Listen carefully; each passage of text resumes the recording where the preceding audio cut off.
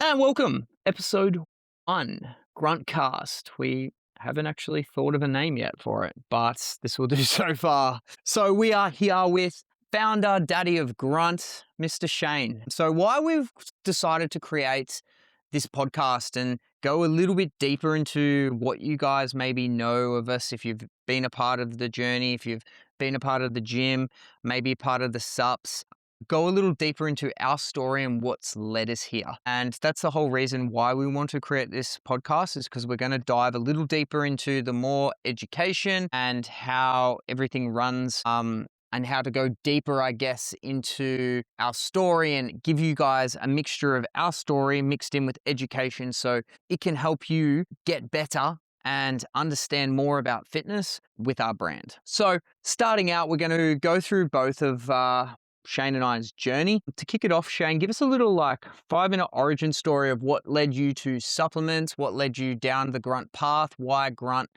and how you started. Yeah, just thinking about it then, I was probably a similar situation to you now where I think I had my second kid and, I hadn't really you sort of let yourself go. I wasn't really training as much as I'd wanna be, and you are fatigued, and it's like, "Oh, this isn't the way that I wanna go," Yeah. sort of like a decision that we all make, and I just thought, "Oh, well, how am I gonna I've gotta get back into training. Is there any sort of supplements that can help me get more energy or, like caffeine sort of style things that because, you get tired. I was driving to work, nearly falling asleep because I'd never really had coffee till I was in my 30s. So it was Tastes like, terrible until you're in your 30s. yeah, yeah. So I didn't really, and then I'm like, geez, this is like a superpower. And I was able to get back into training and I sort of was really into the supplements like bodybuilding.com and all those places in America that it was just amazing. They had the information on there for training, supplements as well. It was a lot of it was I think it was free back then, wasn't it? Yeah, all the training Yeah, the programs and forums stuff back and the then. forums.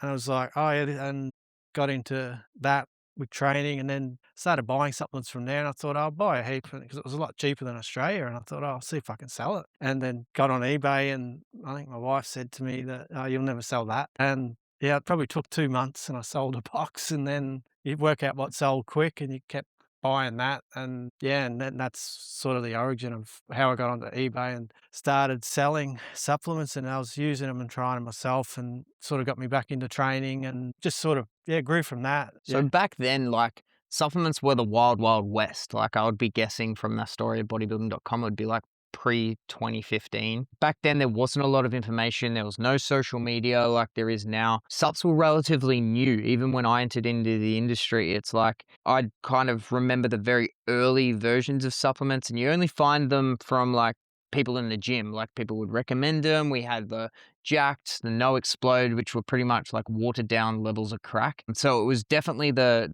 start of the industry back then. What were you doing at the time? And you got into the sup, started flipping them from there with America. We didn't really have a lot in Australia distribution wise. Well, there not really, like, there was yeah, a lot of the brands you probably couldn't get. It was maybe half of what there was now, and There just, well, then yeah, wasn't many brands back then. nah, like, and that was just, the influencers were getting paid a lot of money with, say, Optimum Nutrition and Hmm. different BCN was big and obviously Soico, which you were with, and they just absolutely dominated and created, the first wave of probably pre-workouts, and, yeah, now it's grown to where it is now. Yeah, into chaos. Yeah. So what were you doing at the time that kind of made the sups the second job In terms of work wise? Still. work-wise, I was doing carpet and, Yeah. still doing that, and I was doing army at the time, army reserve, so I sort of Hmm. that was sort of at the end of that. Yeah, I don't know, I got really into it. I just, I think you got into it as well with that Soukoi sort of Mm, it was, those big companies like Muscle Tech and Soukoi, I mean, you went to the where they made it, their headquarters, right. created an athlete sort of culture, and I like the fact that it was pretty much a lot of it was natural sort of stuff as well, and you Mm, could get to a certain fitness level and just help you in that sort of frame and life. yeah. So, So where I kind of met you, you started off saying you kind of bought your first lot of supplements, sold them on eBay. What got you to the point where it's like when I first met you, the store just started? How did you go from like selling one box to getting to the store? I just keep investing, and it's just a lot of trial and error, but, you didn't really lose, you just don't really make, like, Mm, it's a lot of even you see now with Amazon and that, like, there's the margins there, it's not that I don't think anyone's making any money, it's just no. off destroying your competition and dominating the market. So back then, you had to sort of find products that weren't in Australia that easy to access. Obviously, yeah, and then people wanted it from America, that stuff that they wanted. With Australia Post, sort of had next day delivery express, so you could ship it, that night and be anywhere pretty much the next day. It's virtually what Amazon does now. So that was sort of how that and that then you just get a lot of repeat customers, and I think, we were doing the most we did was like 50 orders a day or something like that. But I think we got close to, $500,000 turnover. And then, yeah, that sort of you notice once you get higher you get, the harder it gets. Like, there's a Mm, lot of competition coming for you, and people just look at your prices and just undercut you. And yeah, it becomes a game, and sometimes, like you've seen too, you'll have 3 products for 6 months just sitting there, and then they'll be sold in a mm, day, and it's like, oh, the person who people have been buying it from is all sold out, mm, and people want it, and it's one of those sort of things, and then, yeah, we sort of got to the point where you could do a store and see how that went, and, yeah, we sort of, we came together at that stage and, did well, and then obviously probably you could see the writing on the wall with supermarkets coming in and taking a lot of the major brands away. so how long were you open before you met me? In here, maybe a year, maybe, or Yeah. something like that. I can't, yeah, maybe. And what Maybe. challenges did you have going from, like, I guess, like, from what you were doing to a store?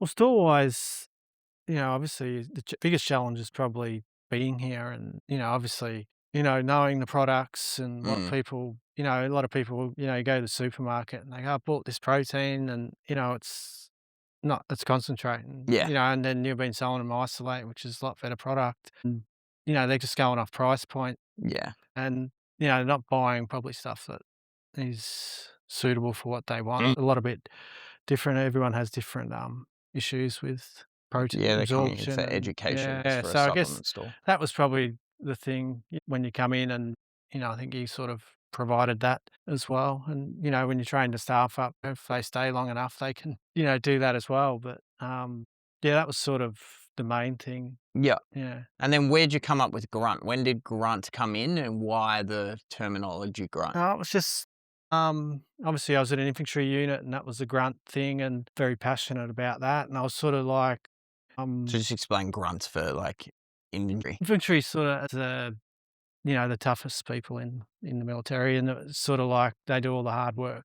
Sort of like when you go to the gym, you sort of want to turn into So that they're person. nicknamed Yeah, grunts. yeah, the Yeah. name the grunts. So yeah, I sort of thought that was a great sort of name for, Mm, you know, sort of where we are as a gym. It's probably more gym suitable, but I was sort of probably thinking that further down the track when you're calling something like that in a name, you're thinking hopefully one day maybe you could open a gym or do something like that, mm, convert that name to that. That's sort of when when you vision out things yeah. like that in your dream, that's sort of what it was. So I just wanted to bring that in, and also, obviously when you're in the gym, you grunt and groan, and you're putting sort of that as well. And obviously I brought the bear Yeah, symbol where'd as the well. bear come from? I don't know, I just liked it. I just liked that aggression that, Mm, when you're in the gym, you that's how I don't know, that's how I see people when they're training. yeah. If I see someone who's training like Ronnie Coleman, Mm, he looks like a bear. Like yeah, legit. he's screaming, he's every part of his body is in that thing. I think when, that's sort of that aggression that you probably need to lift heavy, Yeah. isn't it? Yeah, it's So cool. yeah. So, yeah, even when I first came in and there was the bear and the sup store pumping and all of those type of things, and then it's, I think, like, the learning lessons that we've kind of used to kind of build through the supplement store, running the supplement store for how long did you run sups total for before looking at the gym?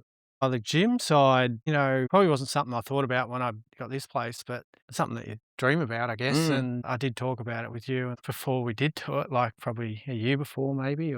I didn't wanna do it. So yeah, it was something I always thought it'd be cool to do, like, or just have somewhere to train and create your own culture and vibe and all that sort of thing. Yeah, that was probably then, but it wasn't really like, sort of something that I thought was going to happen. No, it was No, it wasn't really something. Yeah, like I'm going to make it happen. I'm just going to do it here, and regardless, it was sort of like Yeah, I mean, I think our circumstances were forced on us, really. And I think it's like something we spoke at the Christmas party. It's like both what we were doing, it was just kind of like rolling the ball and running. And it started off as like I came into the business with SUPs from my point of view is like came into the business with SUPs, sorted problems out from I know you're like handwriting all those like you're getting 50 parcels a day handwritten and you're like doing all these like really raw. So we're like saving time, getting things in inventory, running POS, running storefront, running the social media, and getting things out. But I think from that point is like it's just been consistent of just like problem, solution. Yeah. And down the track is like what we've both done really well. And I think it's like, especially like where you've guided me as well, is like seeing I guess, knowing things are coming and like COVID, we kind of saw the writing on the wall months before, utilizing these times that are unique opportunities. And then because we're so like, I guess, risk adverse as both as individuals, we're both pretty tight asses. It's then utilizing those opportunities to then double down and like foresee that the SUPs were starting to flow in, like with my background connections with Cellucor. I knew they were coming into Discount Chemist Warehouse. I knew that some of these big brands were starting to make these moves. We started seeing them pop up in the supermarkets and things like that. So we knew we had to divert the business model. It wasn't kind of, we came up with the idea of the gym even before that. I think like we started, COVID sort of brought that yeah, on. We had nowhere to train. from COVID. And Yeah. I think there was a point where like my fondest memories from COVID is like, so we built the upper floor of the building we're in now. And what we found was like, we are kind of just telling everyone that everyone would kind of meet here and train at like 4 or 5 o'clock at night. Everyone would park in different areas and like would kind of sneak in up here. And it was kind of like the first time where it was like community started to come together and we'd all train at a certain amount of time. And even though so everyone was solo and had to be locked away and all of that, it's like it just doubled down the fitness community of what we do. And I think after that, we kind of went back to the gym and I found it myself anyway. I'm like, well, I prefer training at our place. And we started building it. And because every lockdown, we just started investing more money in the location. We pretty much had a full blown setup upstairs by the time that it comes. And I think I was in a comp prep and I remember writing you a message after I was in the sauna and I'm just like, wrote this huge like page of like, cons, pros, cons, why I want to open a gym, what we could do, why we shouldn't do it, all these like different pros of like, oh, well, like most, like probably 80, 90% of our subs were being sent online. We're getting a handful of walkthroughs, but it was mostly coming from the online to be like, oh, we'll bring people in. It's more convenient. And me coming from Gisborne, I was like, I don't see why people go to a sup store and drive out of the way to pick up sups and then drive to the gym. And it's like, I've already got a crazy background within the gym industry, and I reckon we could do it. Wrote out a kind of pros cons list, messaged it to Shane, and you just reply, okay, and that was it. And I was like, all right, fuck, straight in. So like, yeah, I was never like, I always wanted to do it. It was like, yeah, yeah, like it wasn't like, but I was never going to force the issue either. Like no. it was like, I think like, I think you were doing PTs here, were you? Yeah, Yeah. yeah, I So, think I just started, like, so it was sort of like a post-COVID. perfect setup for probably one person doing Mm, PTs at that time. And, um, yeah, I think you sort of, it is difficult, training as a PT at other gyms, like you sort of can't have no real freedom. You can't bring in 5 people and train at no, once. yeah. And you sort of feel like maybe, yeah, you can do your own sort of thing here. Mm, yeah, and once I had that location, just doing my own PTs and doing my posing and all of that with it, it just opened up that freedom. And then, yeah, once I sent you that message, I think from that, that's where the ball really started to roll. Yeah. So talk about some of the struggles of like maybe not struggles, but the first time diving in from going from full sup store into the gym. Like what moves had to happen? The moves, well, we had to knock everything down and Yeah.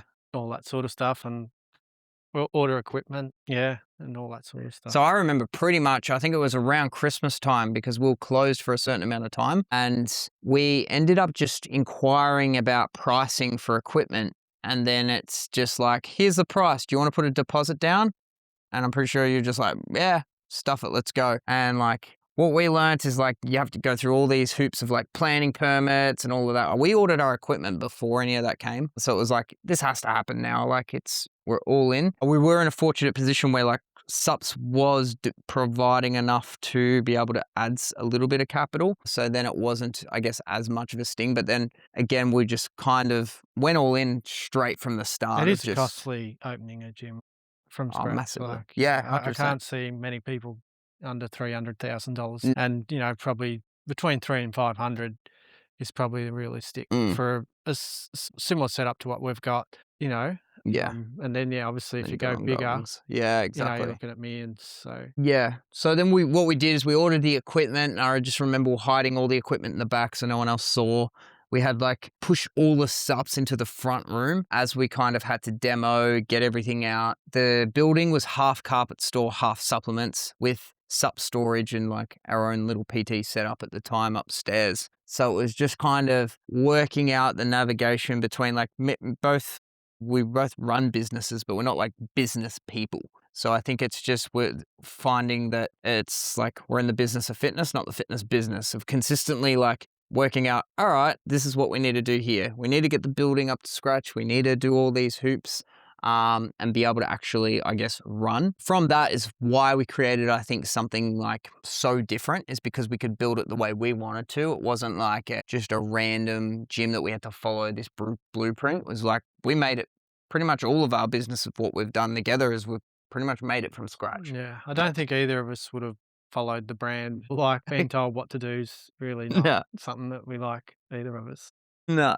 And it's kind of like, I guess, from opening, how have you seen Grunt change? Like, I think we've both spoken about it a lot, and it's kind of There from opening, we didn't even know what we were. Yeah, I think it was, obviously harder than I think you said it was harder than we thought trying to get people in, Mm, and I found that even in the supplements. It's like when I first started, it opened in 2019, it's like people just think that you're gonna be closed in 12 months. yeah, Like they sort of go, "What's there's no market for that here," but you just hang around and, I think it's 7 years later, we're still here, and many others have come and gone. yeah. We've seen that. You've seen that yourself, and it's once people get confidence in that you're hanging around, they sort of start to come in and support you. Yeah. So, yeah. And I think our tonality at the start being called Grunt, kind of, we've come off of wanting to be a gym at the very like start of it. And that's kind of where I think we just tried to fit in with everyone else. And it's like the 24-hour model of just like, here's your door tag, off you go. And we provided that at the start. I think we like,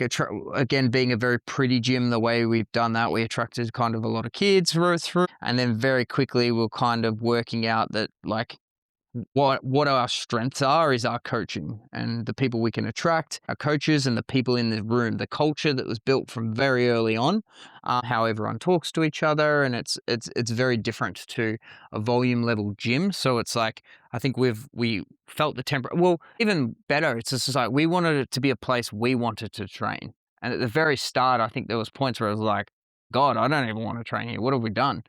So we've had to like pull back on the reins a little bit and then actually build it the way that we wanted to and like change the way we advertise, change the way that the referral system works, how it's like we want to have a group of good motherfuckers that then refer more good motherfuckers. So then it turns into like a whole crew of good people that are all like training hard in the same Yeah. mentality. And it's like a place we want to be a part of as well. Yeah, probably the first year we had probably a lot of younger Mm, people in the gym at the start, and, very, that was they sort of got us going and yeah. that, but, we're probably targeting, 30, 55 market, 60 market now, and that sort of Well, just bit similar to more, us. yeah. I think it's the same way. Like I would go train at other gyms and it would be full of just like it was like an elevator. It was boring to train at. And I just found that it's like everyone's like sticking to their own thing. It was like 10 kids around a bench press, seeing what they could bench. The form was terrible. So my experience of like being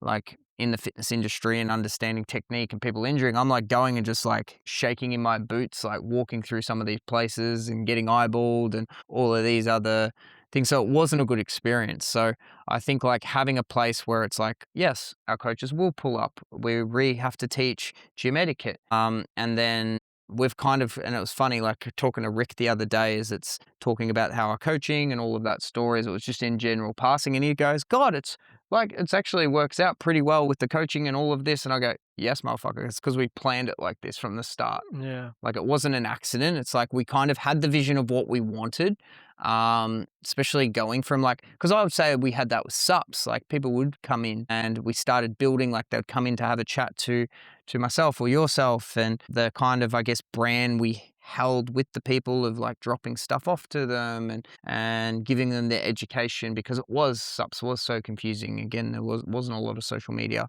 So it was continuing that in the right, like servicing those members, which we did have a handful crossover. So it's yeah, been a bit of a change from that. And then from there, now I guess, where do you see Grunt now and in the future? Me? Oh, look, yeah, I mean, I thought about it today. I mean, do you go bigger? Do you get more expansion? Do you stick at what you know? Mm, They're all things that you got to cross at different points, and obviously, yeah, it would be amazing to have amazing facility, a little bit bigger than what we've got. In essence, you got to enjoy what you got as well and appreciate mm, it. So, but I guess we've spoken about this a lot. We just got to see what happens in the future. I think yeah. the gym industry's pretty saturated at the moment.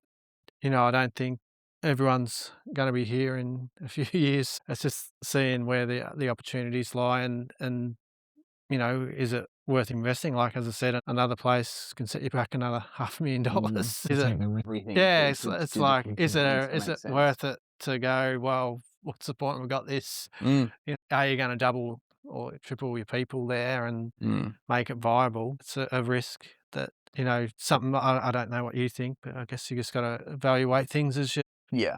as they come along. And both of us are probably risk adverse. So Yeah, we are super risk I'd probably averse. say it'd have to be like a golden ticket Yeah. to take Yeah. that opportunity. I think if the full vision of what I see for actually go with that, what's the full vision of Unloaded that you full see? Let's just say if it's goes ahead and you want to push and scale, what would you like to see at like maximum capacity in say like 2 years? Oh, what, here at this building? Nah, Or just Grunt as a brand in general. well, look, it'd be good to, have if in your thing, to have, 300 members in a space where you can just train and Mm, go crazy and lift and everything's there will be amazing. Obviously, as coaches and as where you are, like to expand into other areas and provide the knowledge and skill and help people, because that's what you're sort of doing. mm, Giving them the confidence to get off the couch and get fit, which we've seen some amazing transformations. So they're all things that, you dream about, whether they come about, it's sort of like everything that we've done, you go, you can push it. But, I think sometimes it's like they sort of happen for you anyway, yeah, like that's it's a sort of what, byproduct of good yeah. work, I think. Yeah, sometimes when you force something, it doesn't happen, and then Mm, the opportunity might present a year later that you were forcing, and yeah, exactly. so Yeah, that's where for me, like long-term vision is it's like we're so good at now understanding the heartbeat of what this place is. And I think that it's like we don't I want to separate this from a gym as far as possible. So it's like we are in so much levels deeper, help understand people, and there are certain members in here that like I guess have had deeper experiences than others, just because it's like we're entrenched with the community and you get to know each other, you get to see each other perform and see like again, we tell the stories like you've got your Rowans, you've got your Wolves and all of these guys that are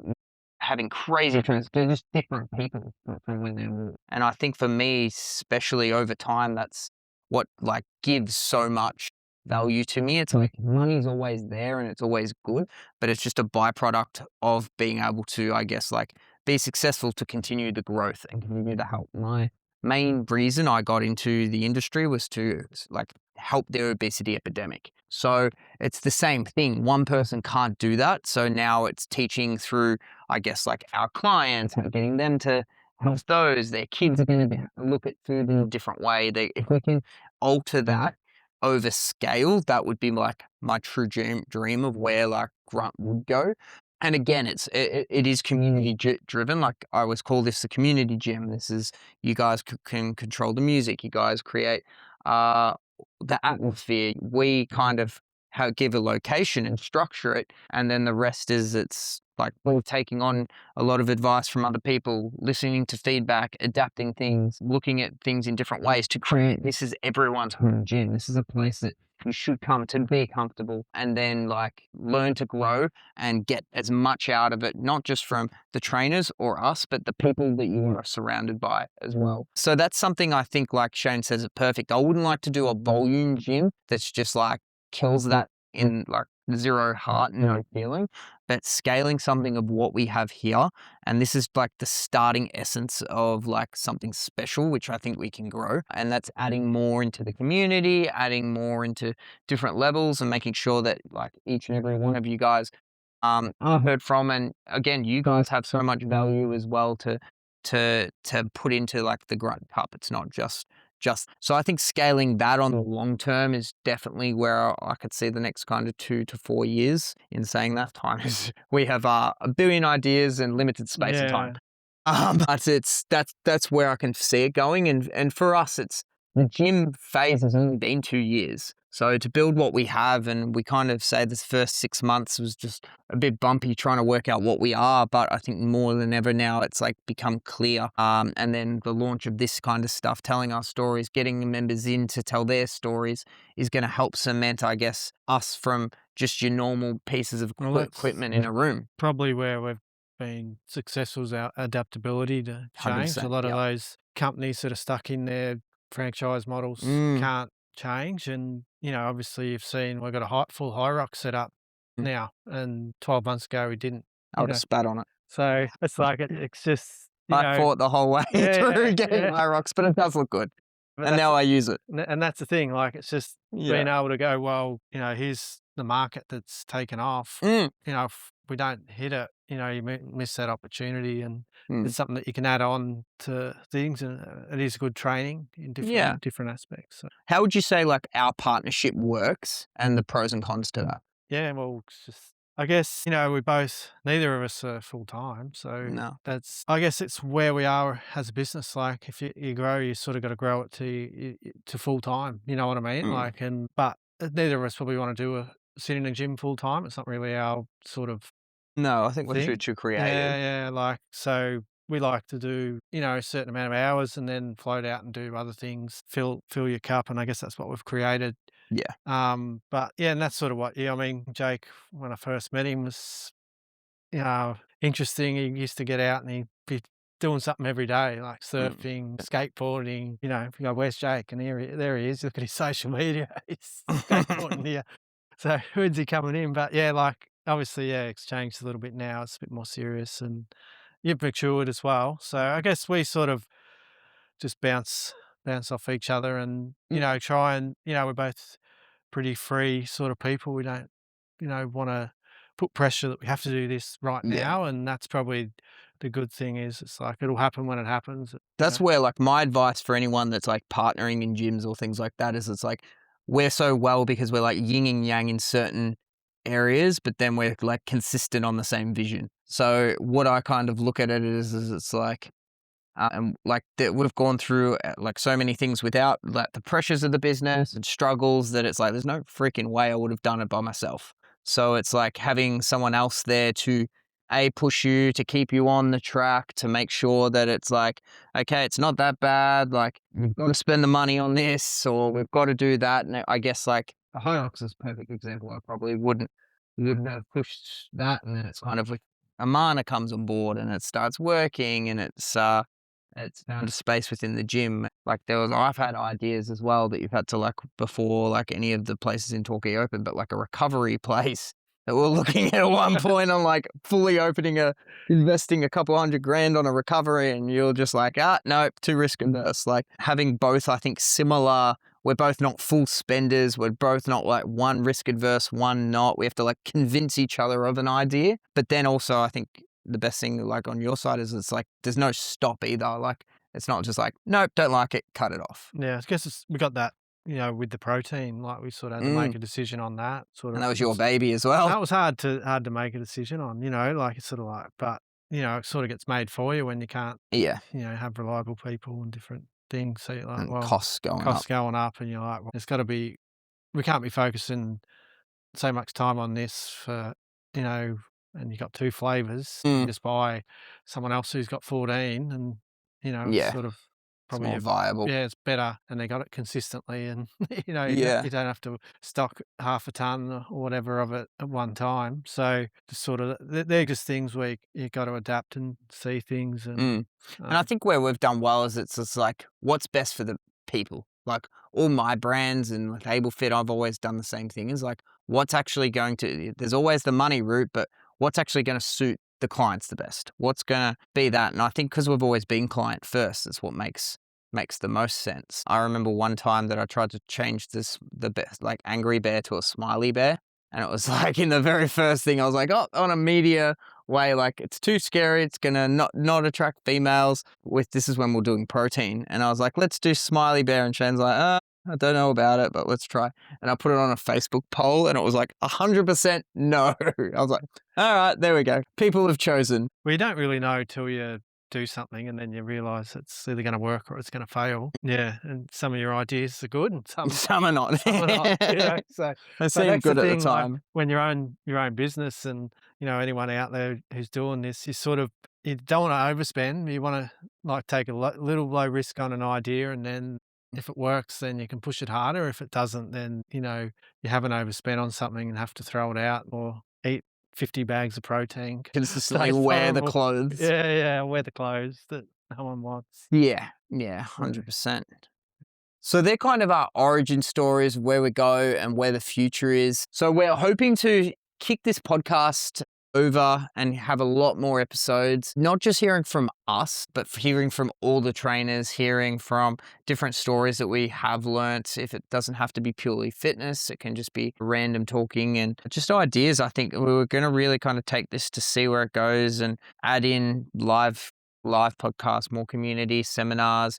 I want to do DJ nights, all things that we've had planned for so long to get the gym, I guess, to this point. And this is like, we kind of had a meeting and I told everyone, quarter one is mostly I want to focus it on building our community and how do we like focus it on like, we've always been focused on getting more and making the building up to scratch and going through the portaloos and all of that, but getting it to the point now that a lot of this stuff's done. We should have the building close to where I've got it in my dream gym in my head. And now it's enjoying the space and making the space work to the top abilities. So yeah, we'll have a lot come out. If you guys do have any questions, if you do like to have any topics you'd like to dive deep on, any of the community stories, reach out to us. We're going to, start pumping these out over the next couple weeks, and hopefully they won't go longer than 30 to 40 minutes. So anything else, Shano? no, that's it. Also, no one knows when you train. No one knows. Everyone's like, where's Shane been? Yeah, I mean, I train now with, Yeah, so early and late. yeah, like, it's So Shane also does full-time carpet layer. yeah, He's one of the hardest motherfucker workers I know. He's consistently working and drinking caffeine at like 8 p.m. at night. So it's fitting in, I guess, that and 3 kids and family life and all the rest of it as well. yeah, training-wise, I guess I can put a once a week, maybe a training session if people wanna come in, but yeah, like, I sort of come in between when it suits, I guess. I don't really have times. Yeah. It's like when it works. Yeah. Even for us to be in the same room is very rare. When do you sort of train now, like with the kids? 11, It's yeah, 11 different now, o'clock. It's always just whenever I can find time. where you see some people consistently train at the same time every day, where family sort of thing, you sort of can train whenever it suits. So other than that, subscribe, hit to it, and yeah, if you liked our story, give us a share, and let's kick it off. We'll see you guys.